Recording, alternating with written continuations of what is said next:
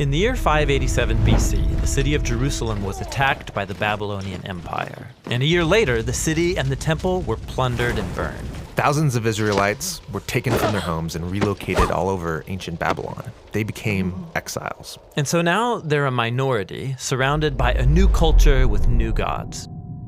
Now, some Israelites chose to resist Babylon by revolting or withdrawing. Others gave in, adopting the Babylonian way of life and accepting these new gods as their own. And you might think those are your only two options, but the prophet Jeremiah told them to do something totally different and surprising.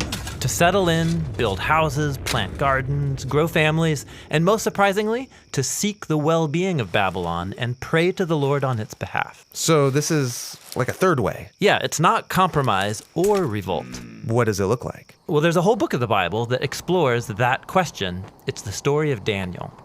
Daniel was one of the Israelites taken into the Babylonian exile. And because Daniel had a royal heritage and education, he was recruited along with some friends to work in the high court of Babylon. Work for the enemy? That would be compromise.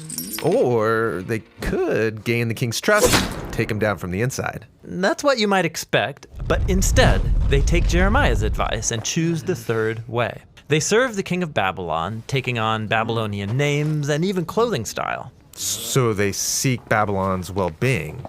But in doing so, aren't they just giving up their heritage? It could seem that way, but actually they aren't. As you read on, the story focuses on moments where they draw the line, and they choose faithfulness to their God and resist the influence of Babylon. So, for example? Well, like when they're commanded to bow down to the idol of Babylon and give allegiance to the king as if he's a god. They won't go that far. Right. This is where you see their true loyalty. It requires them to critique Babylon's idolatry of power, its arrogance, its injustice, but they do it non-violently by laying down their lives.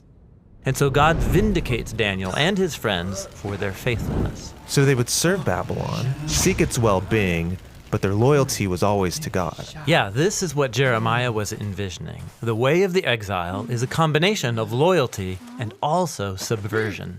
So they're still exiles, but don't Daniel and his friends long to go home? Yes. In fact, Daniel believed that God was going to send a ruler to bring down Babylon and create a true kingdom of peace. When did he think this ruler would come? Well, at first he thought within his lifetime, but then he had a dream where he found out that after Babylon would come another oppressive empire, then another, then another. And so Babylon did fall, and Israel did get to go back home, but now they're ruled by Babylon's successors. And so they maintained the mindset of an exile, waiting for their true home to come to them. And they continued the same practice of loyalty and subversion to any new versions of Babylon that came along. And this leads us to the time of Jesus. The empire of his day was Rome, ruled by Caesar. Now, some Israelites wanted to resist, while others gave in and adopted Roman culture and its gods. But watch Jesus carry on the subversive loyalty of Daniel. Like when he said, it's fine to pay taxes to Caesar, give him back his coins. But then he said, don't mistake Caesar for God. God's the one who deserves your total life and allegiance. So the way of Jesus is this same mix of loyalty and subversion. Yeah, like he taught his followers to love and even bless their enemies.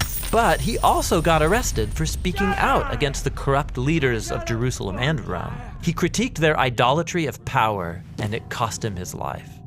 But God vindicated him by raising him from the dead as the true king of the nations. The king that Daniel had hoped for. Right. And Jesus promised that one day his kingdom would prevail. And so until then, his followers are living in a type of exile. Yeah, this is why the Apostle Peter calls followers of Jesus foreigners and exiles. He told them to respect the authorities of whatever place you happen to live, to honor and love all people, but then he reminds them that this isn't their true home. They're still living in Babylon. But, well, they're not living in Babylon. Babylon doesn't exist anymore.